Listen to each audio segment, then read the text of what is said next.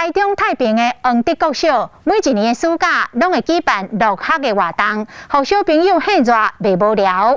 今年受到疫情的影响，虽然甲实体课程改做线顶来上课，也毋过同款也是让学生的暑假过甲真精彩。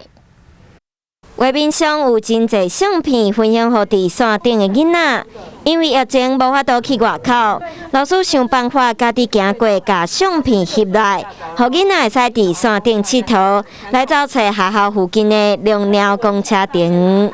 生活就是艺术，艺术就是生活嘛，所以我就是想说，让他们从生活中看得到的东西去做一个寻找这个艺术的灵感来源。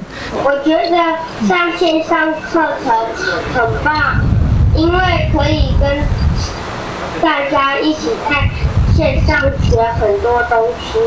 我最喜欢当然老师我要看他多久。为什么？为什么？因为可以做很多的手工艺，分享的网址跟大家一起玩。